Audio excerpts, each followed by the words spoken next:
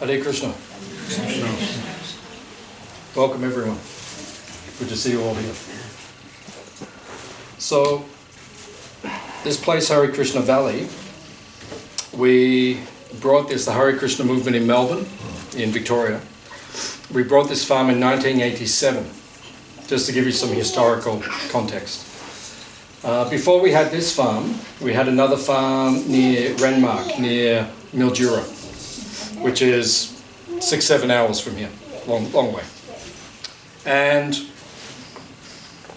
we had 20,000 acres on the bank of the Murray River. And the idea was to have a self-sufficient community where we grow our own food and have our own cows. But it was too far away for everyone from Melbourne. So we had to buy something closer. So then we bought this property in 1987. And when we bought this property, we actually built this building. The only original building when we first came here was the dairy on the other side, and the farmhouse on the other side, which you'll see later. That was the only infrastructure here, and then we built this building as a school. And from 1989 to 96, we had a Hare Krishna primary school where the kids would come. And we built the other buildings, some other buildings around, ashrams for people to stay in. And then the school closed in about mid-90s, and everyone moved to our other school, which is in Byron Bay. At Mooloolaba, we have another 800-acre farm there. So everyone moved to that farm. And then this was very quiet for a long time, for about 10 years. This was very quiet. And then myself and Mani Griva, we moved down here in 2007, so about 18 years ago. And then we transformed the school into a retreat center. And now we run retreats here, and we built a Goshala, which is a cow barn. You'll go and see that later. And we look after 29 sacred cows and bulls. This place is an Ahimsa dairy. Ahimsa means non-violence. You know this word from Buddhism, possibly.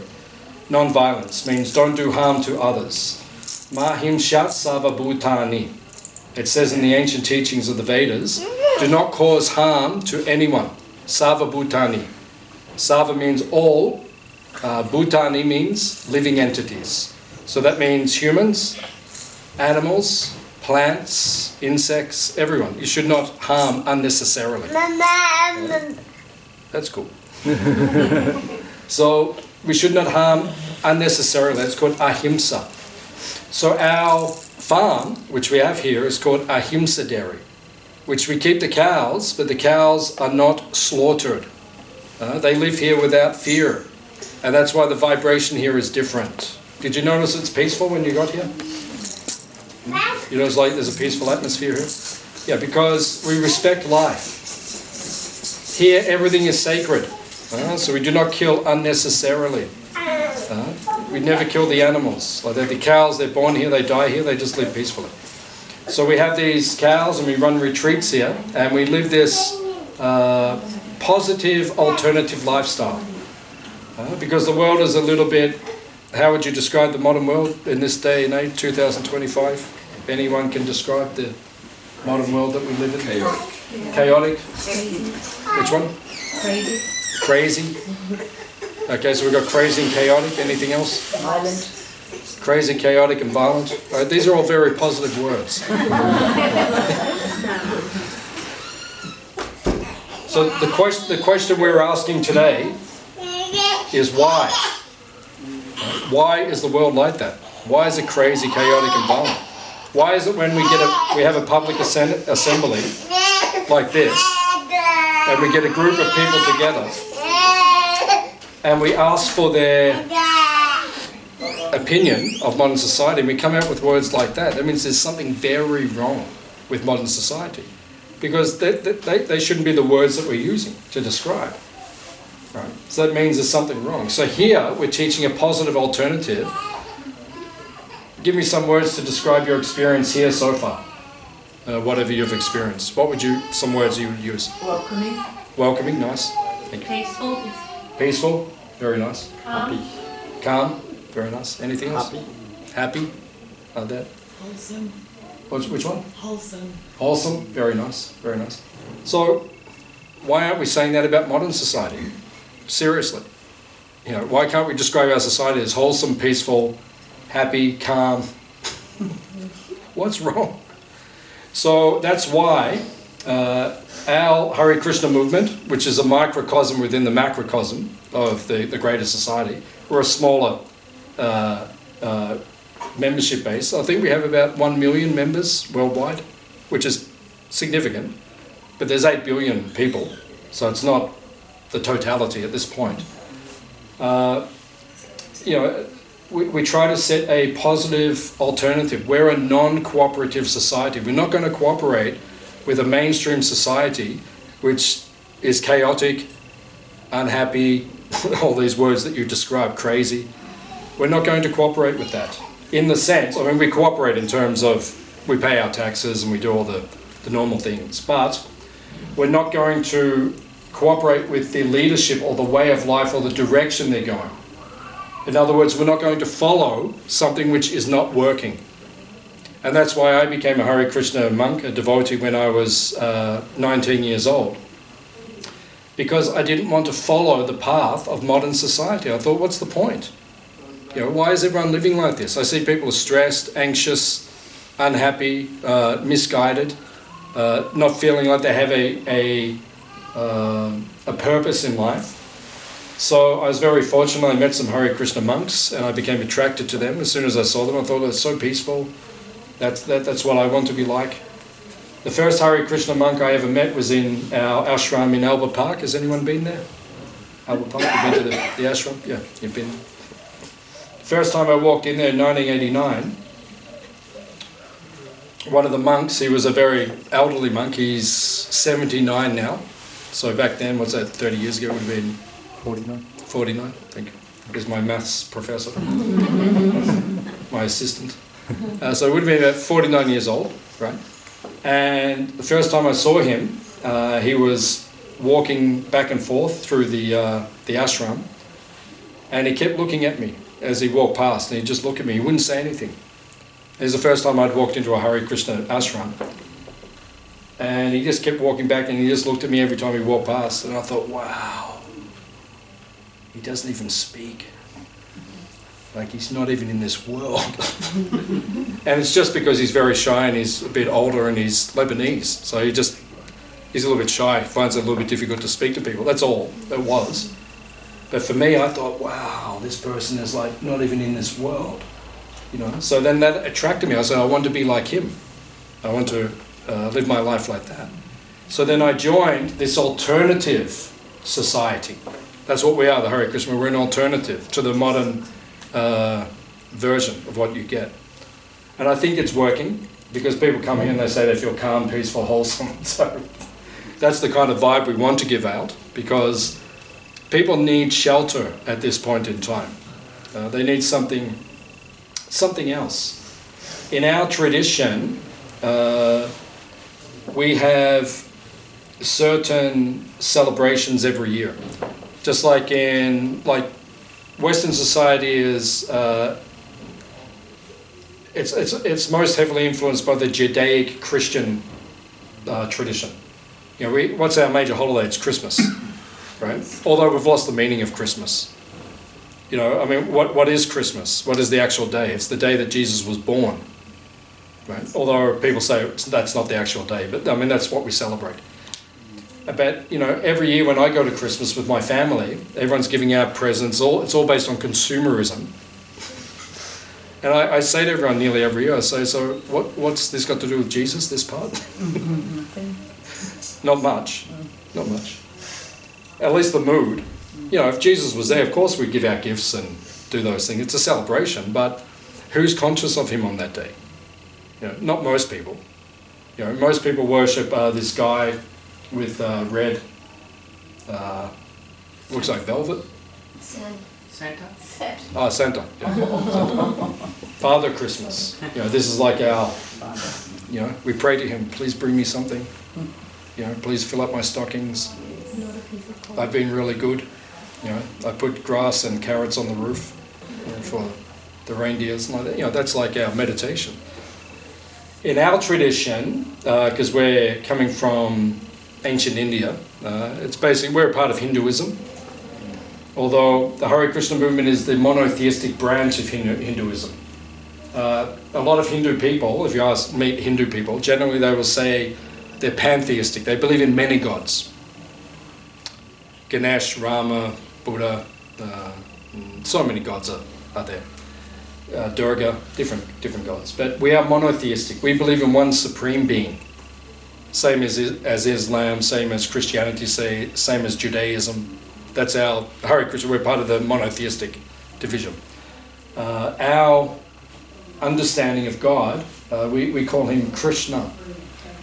Krishna is a young cowherd boy, and he's bluish. You might see him in the pictures around the room. That's how we see God. Right?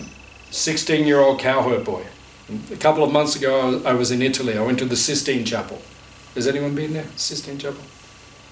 You go in there.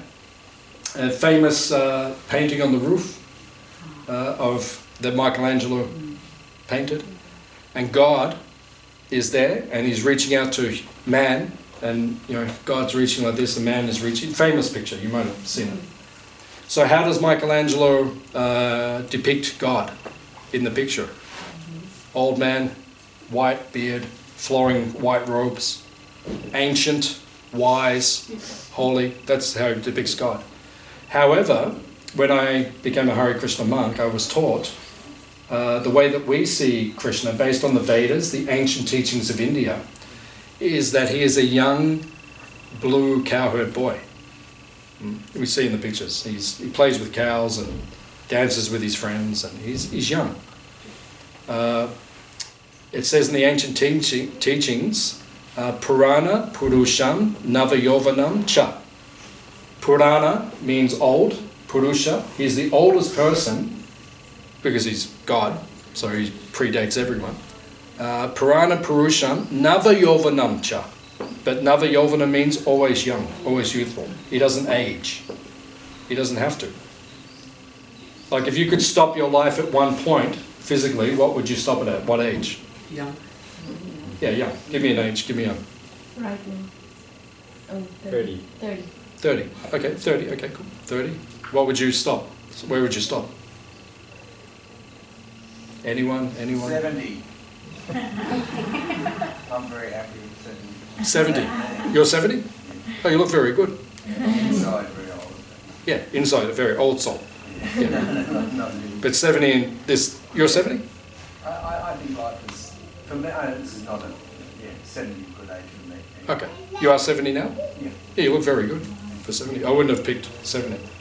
So, you're different, but most people in the room would probably pick 30 or something, or 25 or 20.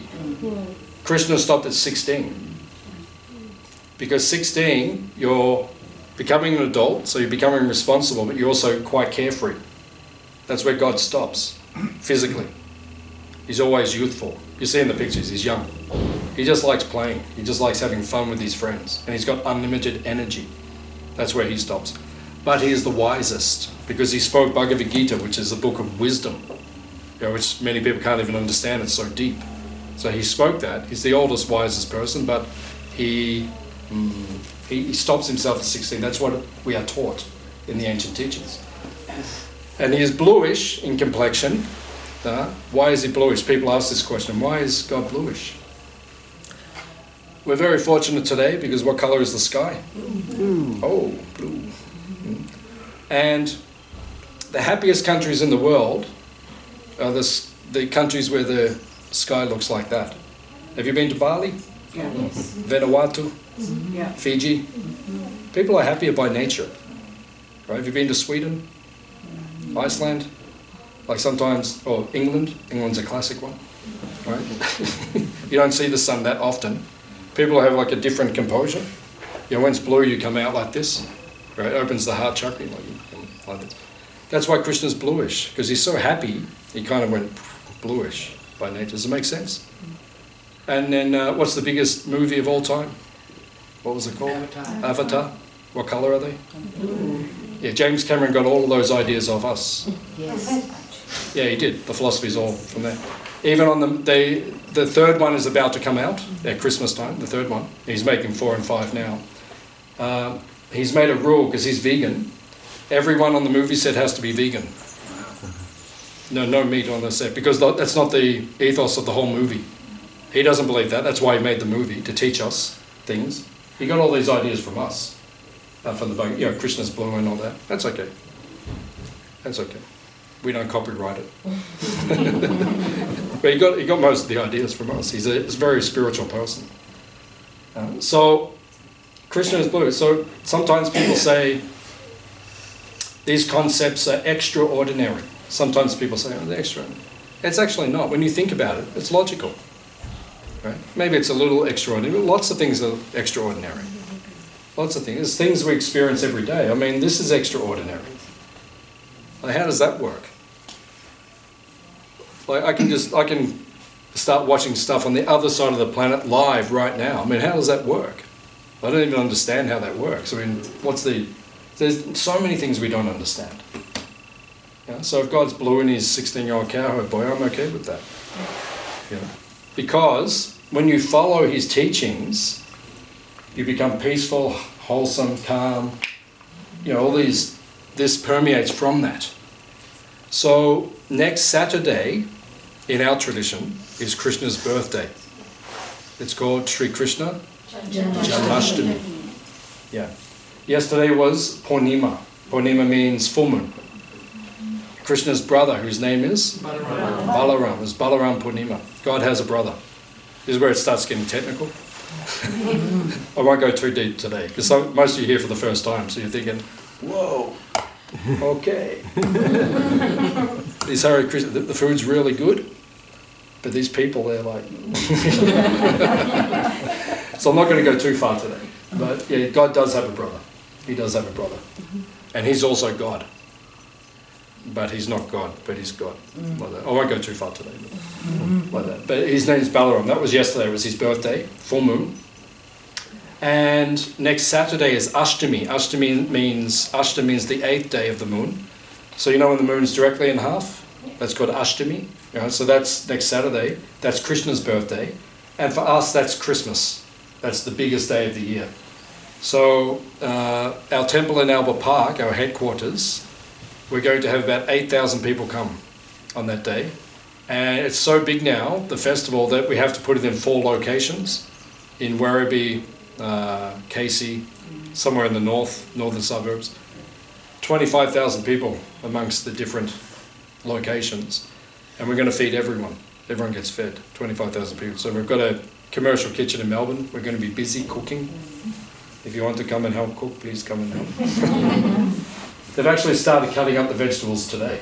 Wow. Yeah, some of my friends are starting to cut up, so they store it in the cool rooms and like that, because it's, probably half this room. If you went to the roof, that's how many vegetables they're going to cut. Like half this room. I've seen the pie. It's like a mountain in the car park in the back of the temple. It's about this big, about half, and they just start chopping, and all volunteer. Just volunteers come and do the whole thing, because people love Krishna. Natural to love God. We all love God in our hearts. It's natural. Most people love God. Some people are saying they're atheistic, they don't believe in God. Usually that's just because they're hurt, because they've had bad relationships. When we get hurt, when you get hurt, you distance yourself. We've all been hurt in our life. Then you distance yourself a bit. So we do that with God sometimes. It's not natural. It's not natural. It'll come back. The love will come back. So we love Krishna so much that on his birthday, which is next Saturday, we spend the whole week cutting up everything to cook for him, because we offer all the food to him, just like you'll see my wife will come in a couple of minutes and she'll offer the food to Krishna. Before we eat, we always offer it first to God, to Krishna. So we spend the whole week getting ready for his birthday, and then on his birthday, we fast until midnight. Because we just want to serve him all day. We just want to do things for him all day.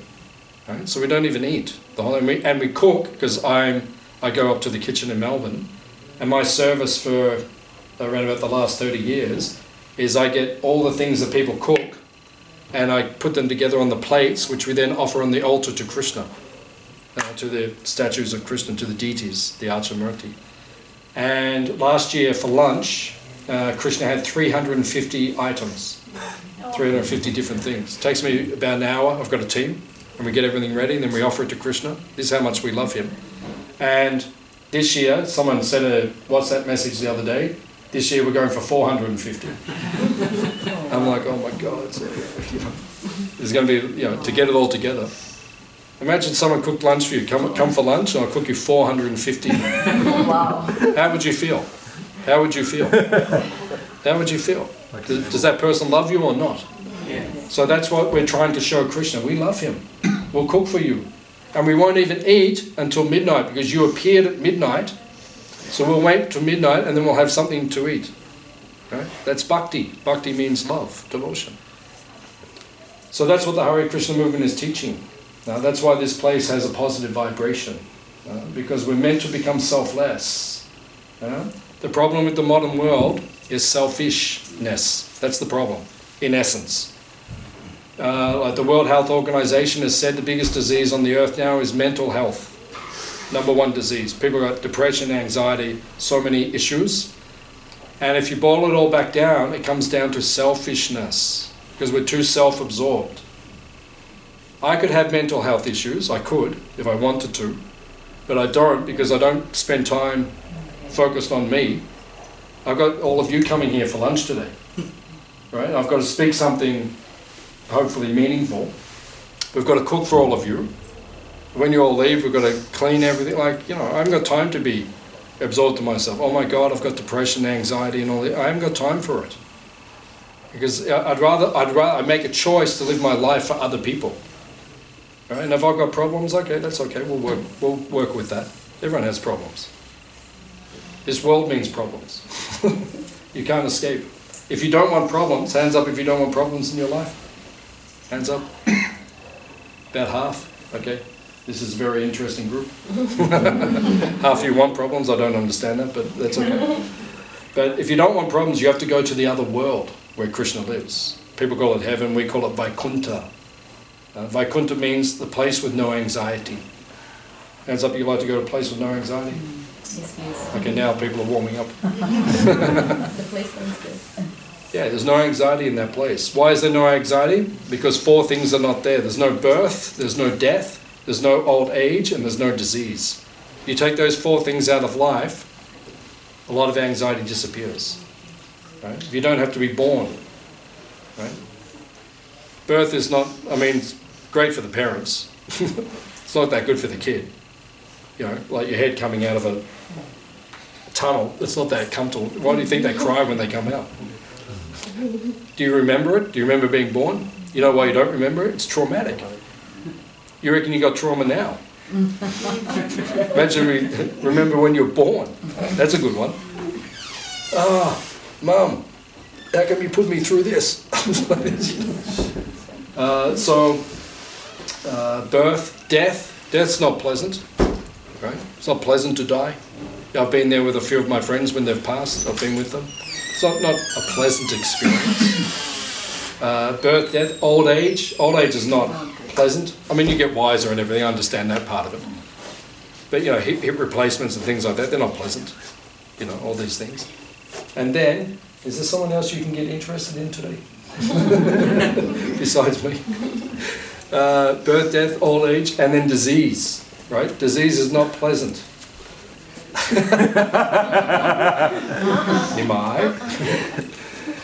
Disease is not pleasant, right? As we know, but so many people have got diseases in this world.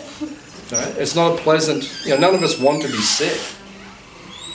And then you can say, okay, I'll learn lessons when I'm sick. That's true, but I don't want to be sick. We don't want these things. So in the other world, birth is not there, death is not there, old age is not there, and disease is not there. Therefore, it's called Vaikuntha. No anxiety. Everything is free. You get free Hare Krishna food every day. Every day. In Vaikuntha. Oh, here as well, but yeah. But up there, every day. 3 times. Yeah, you get free every day.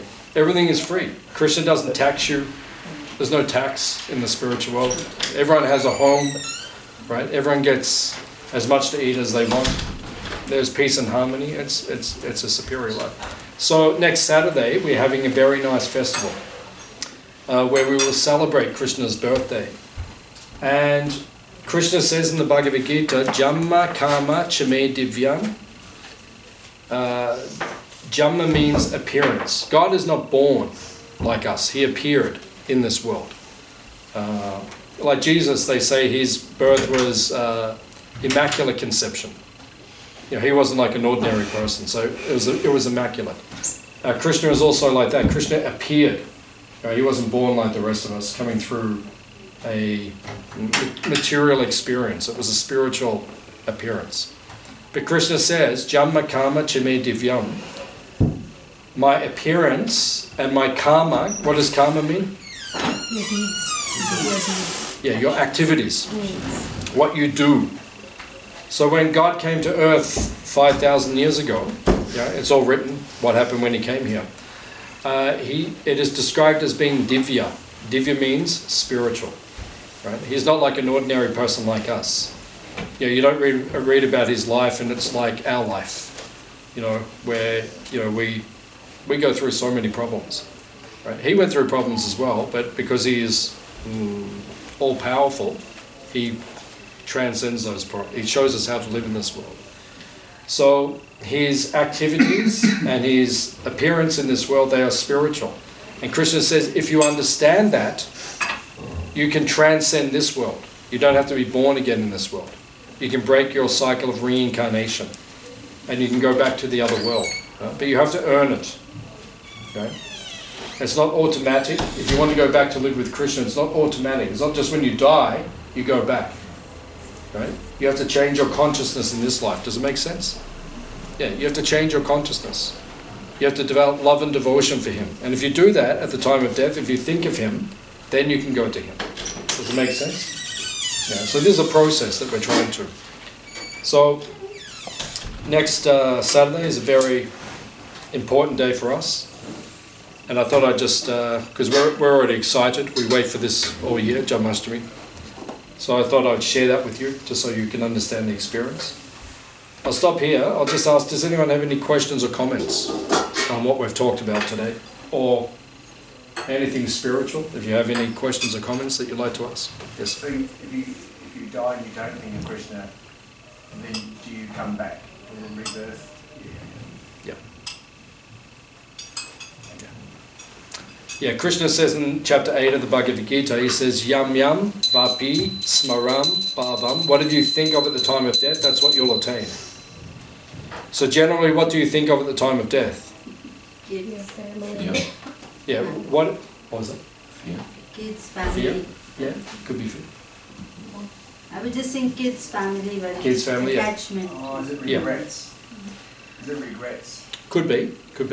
Usually what you think of at the time of death is your strongest attachment. Whatever gives your mind security.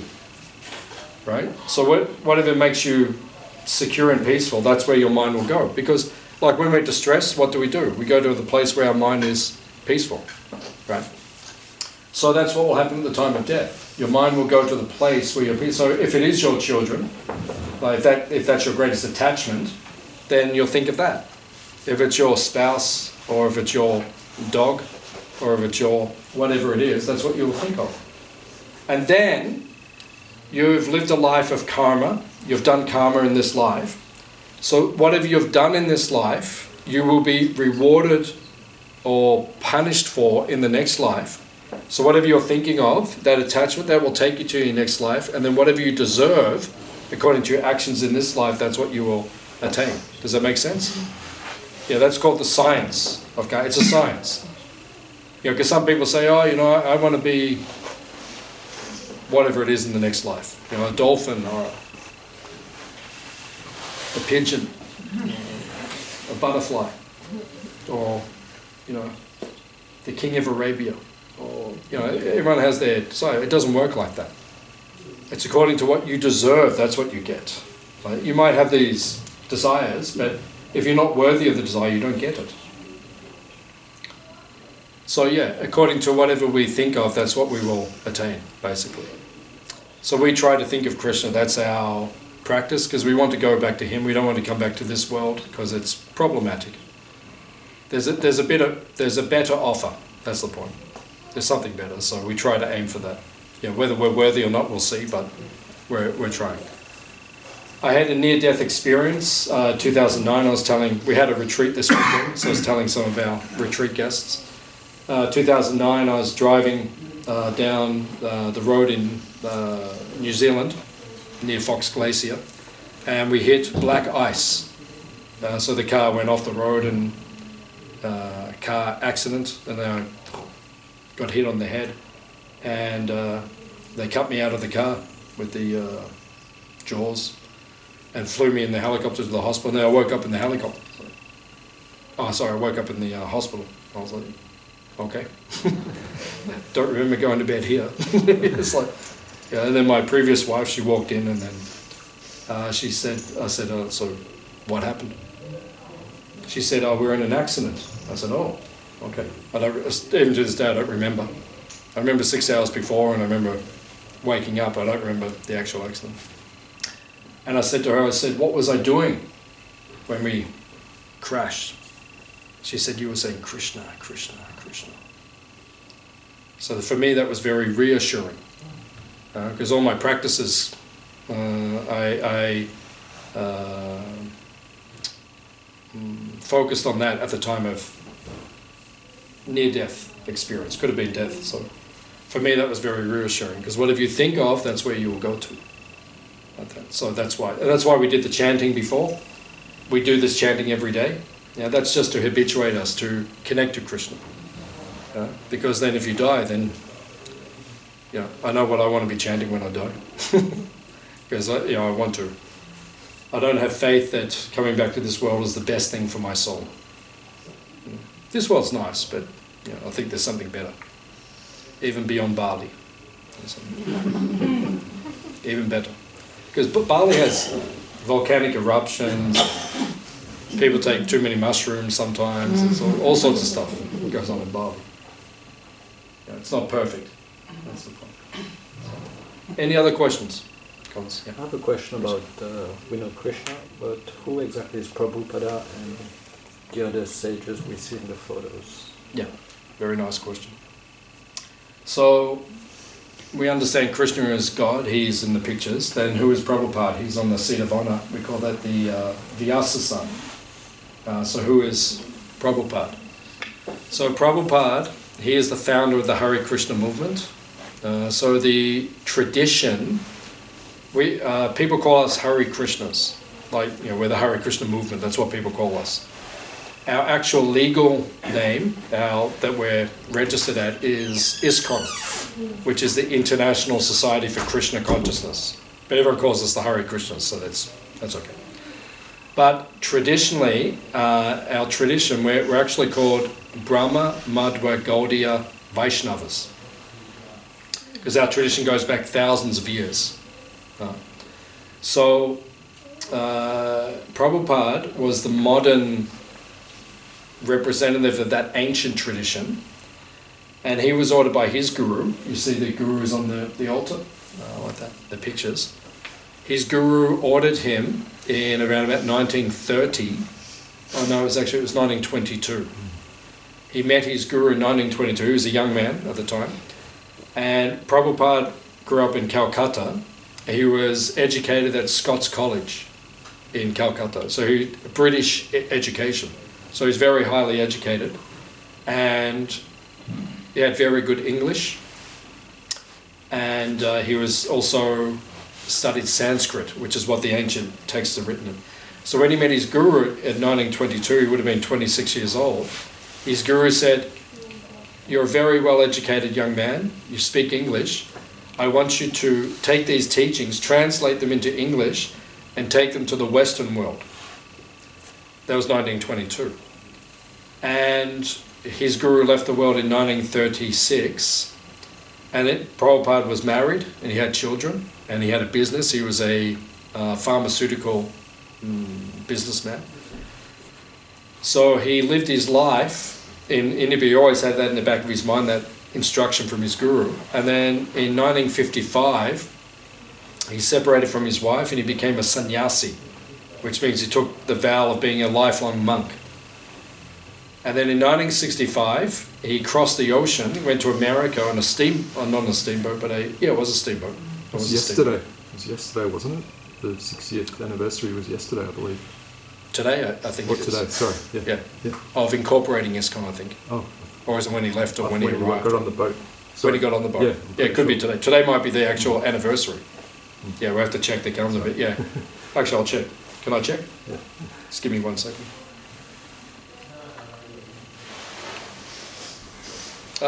Today. Today. He got on the boat today, 1965. 60 years ago. How many years is that? 60. 60 years. That's mine. 60. So 60 years ago today, this is the anniversary. He got on the boat and he went across to America on the order of his guru. He got a free passage on the boat. It was actually a cargo ship.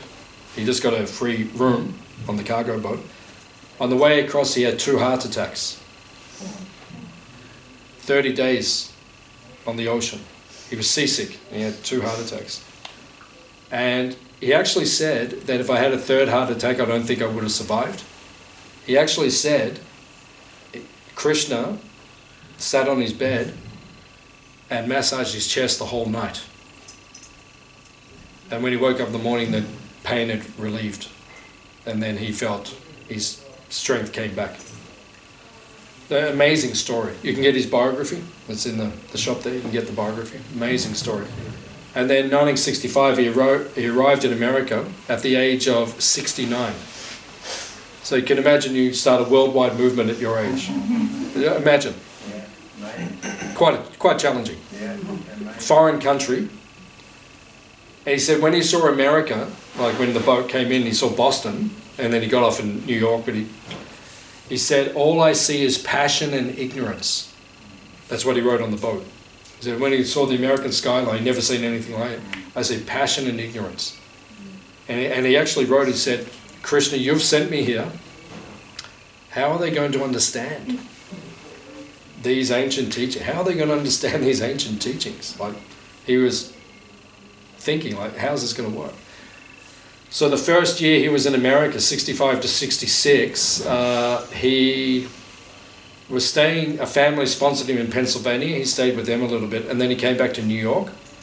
And he was actually living in the Bowery, which is the Lower East Side, which is not a nice area, but, you know, cheap accommodation. But then he started doing Hare Krishna programs, kind of like what we're doing now. We just follow in his footsteps. We do some chanting, and then we speak some philosophy, and we have some nice spiritual food, prasadam. He started doing that, and then the hippies, because it was flower power time, the hippies started coming. Oh, let's go and hang out with the Swami. You know, let's go to the Swami, man. You know, the Swami goes high, he doesn't come down, man. Whoa. It's like, whoa, man, like, you know, let's be with the Swami. You know, so they started hanging out with him. And my guru, who was his disciple, my guru and many others, they became his followers. And they became the ones who travelled around the world. It was kind of like what Jesus did. Jesus had the apostles. He said, okay, go and start spreading the teachings. Prabhupada did the same thing. His followers, he just said, go to England. My guru went to England with a group, the first 6, they went to England. And when they got to England, they went to, at the time there was one rock band, this is 1969, right? I don't know if you heard of them, they're called the Beatles. Yeah. Oh, yes. Oh, you heard of them? So they went to the Beatles, and they went to Apple Studio. And they sat in the foyer of Apple Studio for 2 days, and then someone walked through the door. His name was George, right? And George Harrison walked through and he saw them. Somehow he'd heard about the Hare Krishnas. We weren't very big then, 1969, only 4 years, wasn't very big. And he said, I've been looking for you guys. You know, something was within him. He was interested in Eastern spirituality. So anyway, he produced an album which went #1 in several countries in Europe. and he donated what we call the Bhaktivedanta manna. He gave it to Prabhupada. He brought a manna for us, which you went to. What's it like there? Oh, it's beautiful. Beautiful. Like nothing else here. Like nothing else. Even better than this place. Oh, yes. Even better. So he brought the Bhaktivedanta manna. George Harrison brought that, gave it to Prabhupada. Beautiful manna, which is still there. They're having Krishna's birthday next weekend. They're expecting 100,000 people. And they're going to feed everyone. It's amazing. What we do is amazing. This is just a fact for everyone's knowledge. I only found this out 5 years ago. I've been a Hare Krishna for many years, but we feed more people than any other organisation daily on the planet. The figure I heard 5 years ago was 1.2 million people every day we feed. Now it must be more, I would think. So, Krishna's birthday, 100,000 people will get fed. So, Prabhupada, he started with the hippies and then he spread it. And then in 12 years, he left the world in 1977. From 1965 to 77, he went around the world 14 times, travelled around, came to Australia, our temple in Albert Park. He came to Melbourne 5 times. And then he established that temple, which we have there in Albert Park.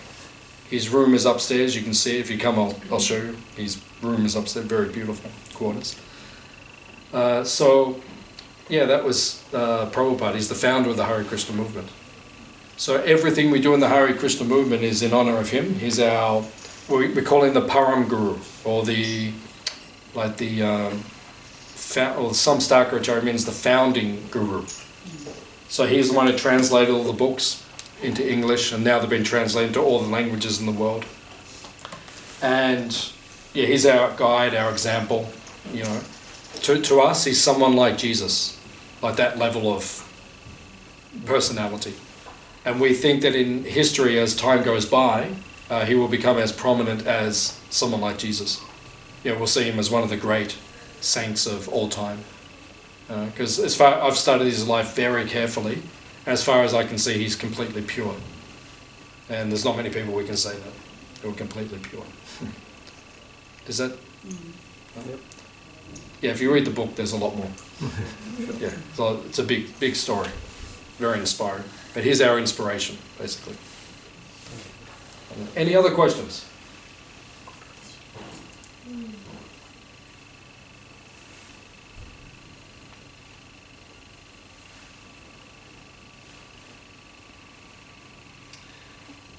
Just to elaborate from Rishi's question about who's on the altar as well, so disciplic succession, or who that group is at the very top. Yeah, so the disciplic succession means, you'll see the pictures of the gurus going back. The basic principle is you must have a guru in life. Krishna says this in Bhagavad Gita, Tadvidi pranipatena pariprasnena sevaya upadekshanti te jnanam jnaninas tattvadashina. You can only understand spiritual teachings if you have a guru. If you don't have a guru, you won't understand the teachings properly. For some reason, people always think that we don't need gurus when it comes to spirituality or spiritual life. We don't need a guru. We can just find it all within ourselves. Have you heard that? Or some people might even believe that. You can just find it all within yourself. Everything is within us. We can just find it. It's just all there. You don't need a guru or a teacher. It's not actually true. Because if you look at everything else in life, we need teachers. Like, you go to school, like I always give the simple example, brain surgery. So say you have a brain tumor, and you come to me and say, Kesava, I've got a brain tumor. I say, no problem. Within myself, I found the knowledge of how to operate on you. Just lay on the table, and I'll cure you, don't worry, I'll cure you. And you're going to be thinking, well, there might be some other people who might be a little bit better than this. Why? Because they had teachers. Right? So you can't find knowledge you can't find it within yourself, but it's more effective when you receive it from someone who has the knowledge already. So in spirituality, we do need teachers, we need gurus. So that's why you see as you go back, there are the different gurus, because the different gurus, even Prabhupada, who was enlightened, he had a guru. And he learned from his guru. and then his guru learned from here. It goes all the way back to Krishna 5,000 years ago. And in that way, if the teachings are not changed, that's why Prabhupada called the Bhagavad Gita as it is. Right? Because nothing was changed. Whatever Krishna spoke, we're just giving that same message. Right? So if you give it like that, then the message is pure, and then you will become purified. You will get benefited by that. So that's why we need the gurus. Any other question? Disciple finds guru or guru finds disciple? Does disciple find guru, or does guru find disciple? Yeah. Disciple has to find guru. How? First of all, you need to, you have to have the desire. Why did you come here today? Because you had a desire. You know, maybe you want to see some sacred cows. Or maybe you want to have some nice prasadam, some nice vegetarian food. Or maybe you want to learn some philosophy. Or maybe you just think, well, that's a nice place to go. But you had a desire, right? It didn't just happen. You know, some people say, oh, you know, I'll just get in the car and wherever the car takes me. No, it's not like that. You desired. I went to this particular place. So at some point in your life, you may get a desire to have a guru. In other words, you may think, I don't know everything. I want the answers of life. What are the answers I need? Why am I here? What is this about? Where am I going to? What is the meaning of life? So if you're feeling like that, then it says in the ancient teachings, Brahmanda Brahmite Kona Bhagyavana Jiva Guru Krishna Prasade Pai Bhakti Lata Bija. That if you have that desire, Krishna, he's in your heart, he will guide you towards your guru. Because you have a desire, I want to know the truth. So he will guide you towards your guru, and then your guru will guide you back to Krishna. Right? But you have to understand what a guru actually means, and it depends what you're shopping for. So if you want to buy a diamond, how much money do you have to spend? Quite a bit. Why do you spend? Because they say they're precious. They're not actually precious.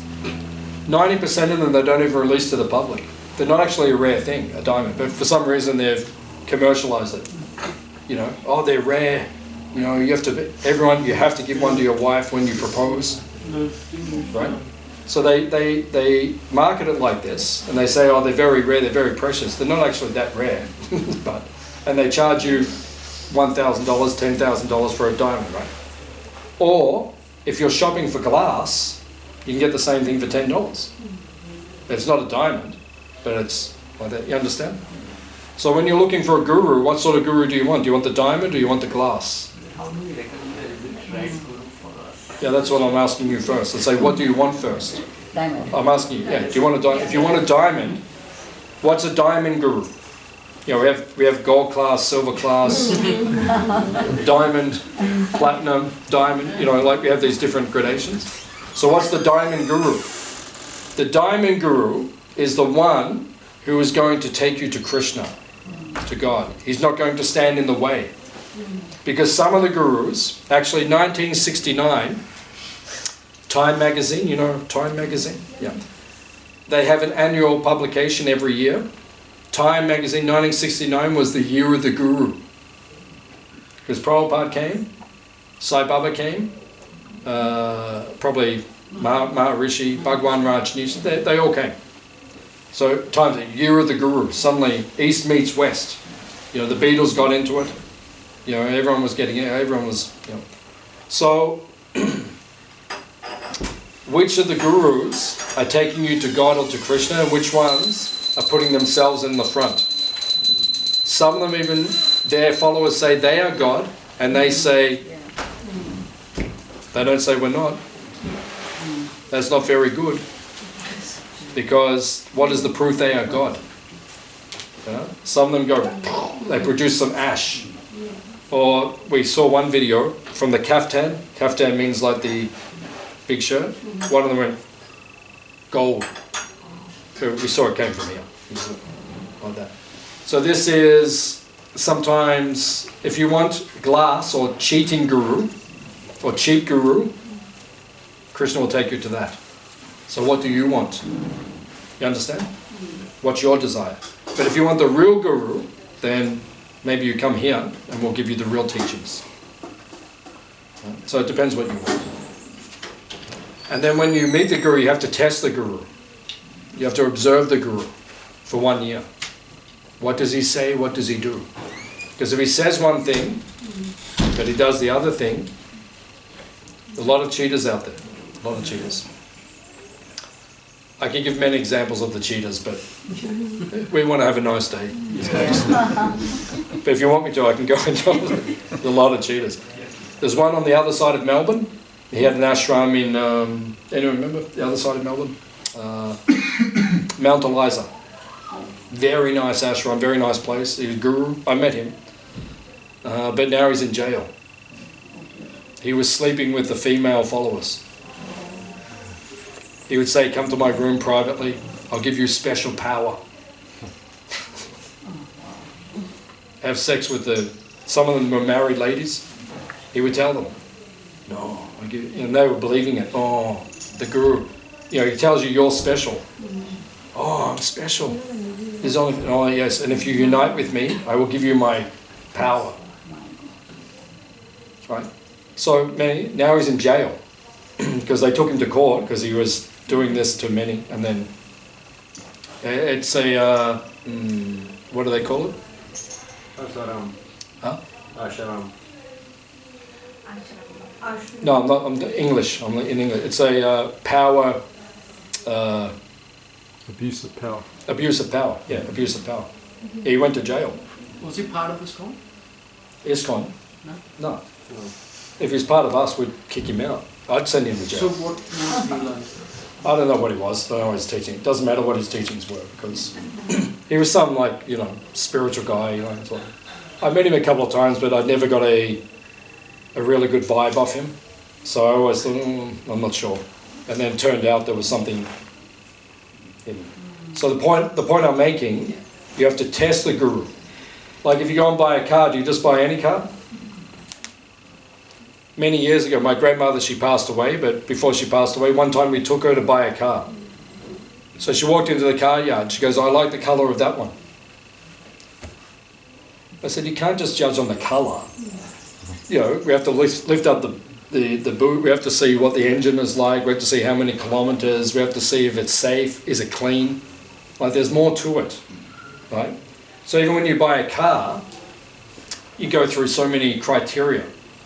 So what's the biggest decision you're going to make in your life? Right? Who is your guru?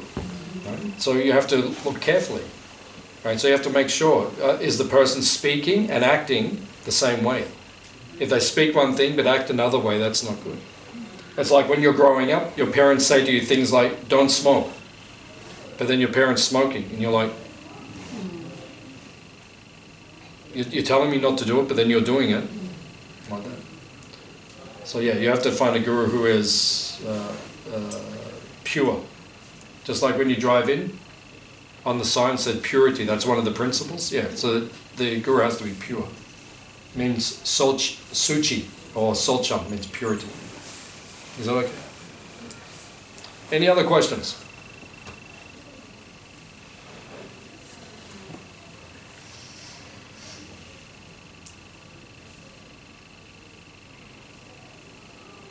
We've got a few more minutes, so if there's anything you want to ask, then you can. When the guru comes to your life, how do you reckon, you get the things like nothing happen, or how do you know when you get the guru in your life? Do you get indications or something you're waiting for or something? Is that an indication? Yeah, like when you're getting a guru, you get an indication, like the way, like you're getting this guru is like your and indications for that. I think she means, is there a sign that you know that's your guru? Oh, a sign that's my guru. Like ready for guru, like for my. So how can? How do you know if that's your guru? Yeah. Yeah. Okay. How I'm ready for that. Yeah, it's a good question. The first point is you have to know where to find the gurus. You have to know where to find them. Because there's so many gurus out there, and some people, you went to India, so India, there's so many gurus. Every village has a guru. There's so many gurus. So you have to go to the right place. So I would recommend coming to the Hare Krishna movement, because we have quite a few gurus. I think in our movement we have 140 gurus, I think it's about 140. And they travel around the world. They come through Australia regularly. And you can meet some very nice gurus who are, in my opinion, they're qualified to be a guru. I trust them. And then how will you know who is your guru? It's like when the sun comes up in the morning, you don't say, is it daytime? Because it's daytime. Like now, no one will say now, is the sun up? Because the sun is up, So when you meet your guru, if you're looking in the right place, when you meet him or her, it's like that. When I met my guru and I heard him speak, I'm like, oh, that's my guru. It's like the sun is up. It's like that. What he says, I want to follow his example. I want to dedicate my life to following his instructions so he can take me back to Krishna. So it's like that. But you have to look in the right place. Depends. Do you want glass or diamonds? It's up to you. Okay? Okay. Any other question? Prabhuji, are there female gurus, you said, or heard? Are there female gurus in ISKCON as well? You said or heard? They are emerging. They are emerging as we speak. There's several. There needs to be a lot more. The thing we have in our movement, and it's not just the Hare Krishna movement, but it's many of the religions around the world, like the Catholics and all the different religions, they're coming to terms with having female representatives. I think in Catholicism, even recently, I think they knocked back the females taking a certain position in the priesthood or something, or cardinal, I can't remember what it was, but they actually voted against it recently. So it's 2025, we're still dealing with these things. In the Hare Krishna movement, it's like that also, because we're on every continent in the world. All the leaders in Australia and America, we have voted, we want female gurus, but some of the more conservative nations on the earth are saying we're not ready for that. So it's a bit of a transitional time, because if we just have to be very careful how we deal with it, because if we just say, okay, female gurus, unlimitedly, some of the members in some countries will break away. So we're trying to, it's very sensitive. So I don't believe it's correct. I think the females should be gurus, they should have the same facility and support as all the male gurus. We do have some female gurus, but it's moving a little bit slowly at the moment for that reason. So I hope soon it will become more fast. A lot of the time women are better at making decisions than men anyway. Not all the time, but a lot of the time. Sometimes the women make much better decisions. So I think they should be having that position. Because the reason I asked you that is because as householders and women, it's also according to scriptures and things like that, that it's, how Krishna is the Jagatpati and then we have to be our husband as so it becomes little awkward situation with Prabhujis as gurus. So that's why I asked you, but at the same time I understand. Yeah. Because women are emotional, so even as guru it might come in the way. It can be like that. I think there's pros and cons to everything. I think there's pros and cons. But it's 2025. The world's very different now. So, traditionally I can understand why the males took that role stronger. But even in our tradition, if you go back 500 years, there are female gurus. It's there. So it's already there in our tradition. But now some cultures are having trouble dealing with it.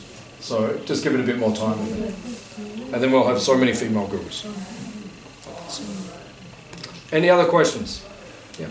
Why is Krishna blue? Oh, What time did you come? Someone tell. I already did this one.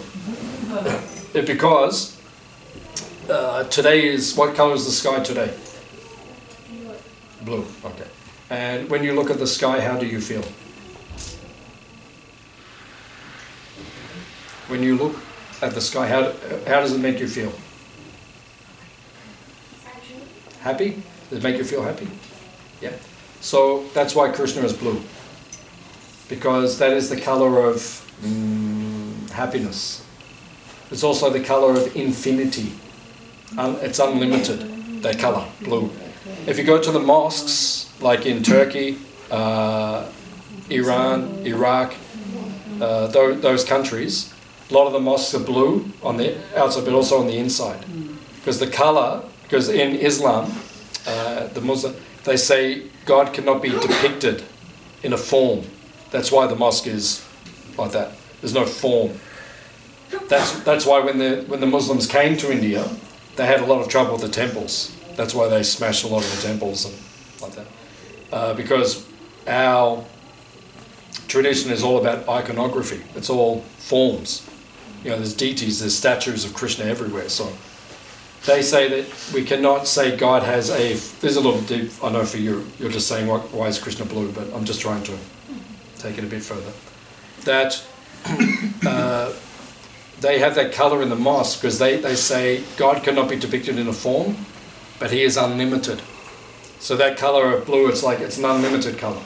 And it's a very happy colour. It brings life to you, sky blue. So Krishna is that kind of colour because it shows he's unlimited, he's happy, and he makes others happy, like that. So when we see him, we feel happy. Is it okay? Yeah. Krishna is happy. Yeah, that's the basic answer. Are you happy? Yeah.